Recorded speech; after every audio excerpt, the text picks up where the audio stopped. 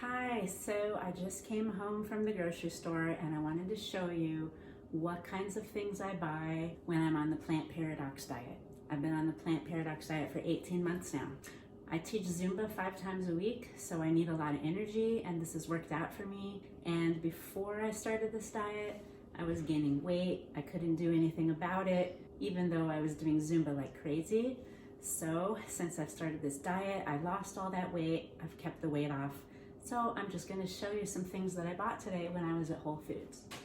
Siete grain-free tortilla chips. They have cassava flour in them.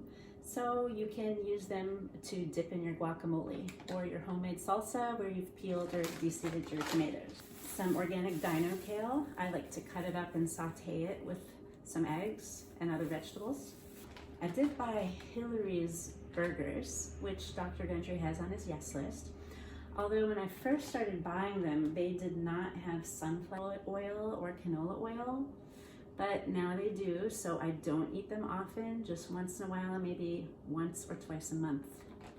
Organic strawberries. So berries are good to have on the Plant Paradox diet.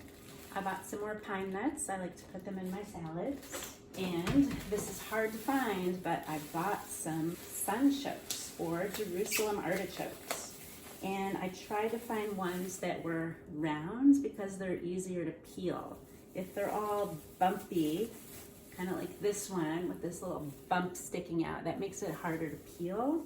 And I think that you should peel them and then you can saute them or bake them. Delicious. Got here. Oh, this is a new thing. I found almond flour lasagna sheets. So I'm going to be making lasagna with sheep cheese and goat cheese and some kind of pesto. I don't really know yet, but I will figure it out. And I'm excited about this. Although this was kind of expensive, I wouldn't buy this too often. Oh, I bought blanched and slivered almonds, so I can put these with my Brussels sprouts in the oven with balsamic and lemon. It's gonna be good. I'll toast these almonds, or sometimes just put them on top of some dessert or salad. Wow. I got Tom's toothpaste because you want to try to keep as many bad chemicals out of your body as possible. This one's fluoride free and all natural. And I got some of the Eden beans because they are soaked overnight and pressure cooked. They are only soaked overnight. They're not soaked for 2 days like Dr. Gundry recommends, but these are good when you want to have something quick and you haven't already pre-soaked your beans. I even bought some dark chocolate keto baking chips, and I might make tiger nut flour chocolate chip cookies with these. We'll see. Sometimes I just have a few of them with some nuts. Ooh, I did buy red lentils, which I'm going to soak for 2 days and then pressure cook and make into some kind of soup. And blanched almond butter. So he wants the almonds to be blanched because the outer brown skin of the almonds has lectins. So I like this Barney Smooth almond butter. Sometimes I just put it on celery or I'll put it inside of an almond flour tortilla. And I had to replace my eggs, so I got omega-3 organic eggs. So the idea behind omega-3 is that if they're feeding the chickens flax, that means they're feeding the chickens less soy and less corn, so that's good. Sometimes I buy pastured eggs, and I like to try to buy pastured eggs from Real Food Bay Area. I live in the Bay Area, but it's a little bit more work to have to go there and pick up those eggs. So sometimes I just buy something at the grocery store. I usually try to get myself one treat that I've never had before. So this time I'm going for the Superfruit acai bites. They're dairy free. They do have 4 grams of sugar. I figured 4 grams of sugar is kind of borderline, so I'm going for it. I like to keep some frozen riced cauliflower in my freezer, just as a good base for any kind of meal. Instead of rice, we use riced cauliflower. This is my favorite. Whole Foods now has no sugar added, Solicious dairy-free coconut milk ice cream. I got the mint chip, the vanilla, and the chocolate. I actually found this at a different grocery store and I had to go out of my way to go get it. And I asked Whole Foods to carry it and now they do, so I'm excited. There isn't really very much in the ingredients that's bad. I mean, it's coconut milk and chicory root fiber and coconut oil, erythritol, stevia. There is some pea protein, but that pea protein is near the end of the ingredients list. So I think Dr. Gundry would approve, and I love it. This is nice. Paleo Birch Benders toaster waffles. A really fast breakfast. You can put some cream cheese or almond butter on it, or some date syrup. The ingredients aren't bad. It's tiger nut flour and cassava flour. There is high oleic sunflower oil, but hey, this is the only thing I eat with sunflower oil besides that one Hillary burger a month. So I think also Dr. Gundry approved of these on his Twitter post when someone asked him about it. Yes. I buy the corn meatless grounds, so they're good for a really quick meal when you're hungry and you don't know what else to eat. You can mix it up with any kind of Asian seasoning like sesame oil and coconut aminos. I got goat cheese crumbles because maybe I'll use it in that lasagna that I'm gonna try to make. And this is great. This is Solicious coconut milk yogurt, unsweetened vanilla. What's amazing is that it has less than 1 gram of sugar. So this is great. I think you can eat a lot of this and Dr. Gundry won't be upset with you. I actually put it on top of my waffles sometimes with some date syrup. I bought a Kavita sparkling probiotic drink in lemon cayenne because it was on sale. And what's great about this is that, well, it only has 1 gram of sugar. So Dr. Gundry approves of this flavor. There aren't very many flavors with 1 gram of sugar, but the lemon cayenne is one of them.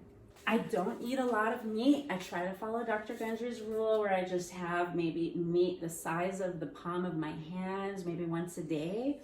I will eat vegan or vegetarian several days in a row, but I did buy some pasture-raised ground beef, and I did buy some ground lamb. Now I'm gonna use one of the lamb curry recipes in the new Plant Paradox family cookbook with this lamb.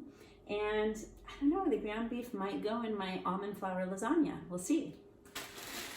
Well, I don't usually buy this, but I figure I need to have more okra. So I bought some frozen okra, and I don't know, we'll see what I'm gonna do with it. Okay, so I also have some things out on the counter here that I bought at other places that I just wanted to show you. So I like to get from Costco a big jar of sauerkraut and have it with some sausage or meat.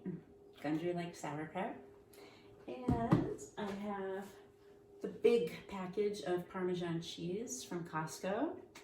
We're allowed to have Parmesan cheese. Ooh. I listened to one of Dr. Gundry's podcasts where they were talking about Barucha nuts being amazingly popular. So now I'm buying Barucha nuts online. And I usually take maybe 3 or 4 nuts. And then I take a piece of this Ghirardelli dark chocolate and I kind of put them together in my mouth, and that's my dessert. And I like to buy the individually wrapped small squares of chocolate because then I'm not tempted to eat too much chocolate at one time. Of course, at Costco, I buy large quantities of nuts. So I've got a large quantity of walnuts. At the Indian grocery store, I found millet flour, and I used this to make bread in my bread maker. And it was pretty good. It made sandwich bread. Whenever I go to the grocery store, I try to buy a green mango. I'm successful maybe 50% of the time. It looks pretty green, but just because it looks green doesn't mean it's green inside. So it needs to be really hard like a rock.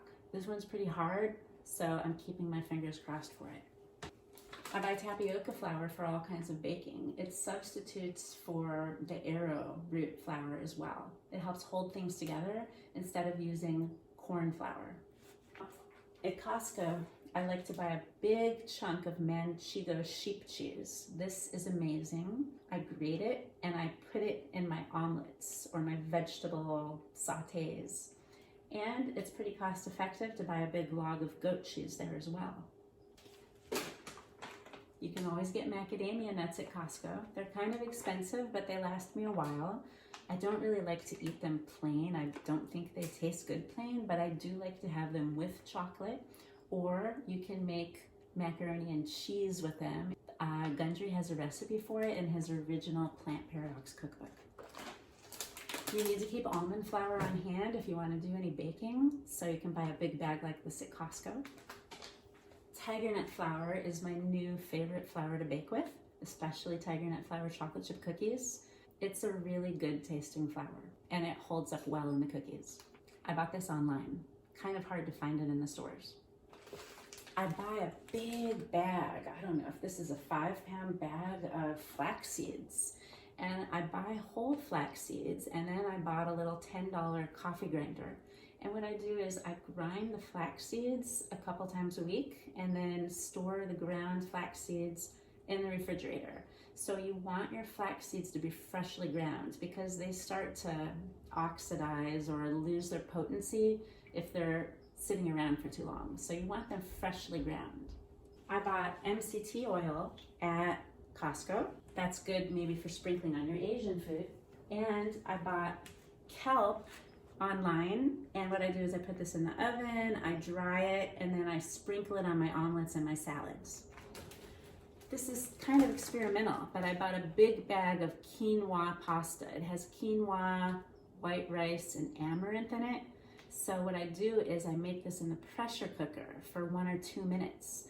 So I figured you're not allowed to pressure cook wheat, but he didn't say you can't pressure cook quinoa or rice. So why not? I think it turns out good. Everybody likes it. Before Zumba, I teach early in the morning, so I gotta have a Quest bar on the way to Zumba. That's my breakfast. And then I come home and make myself some eggs and vegetables. Okay, that's all for today.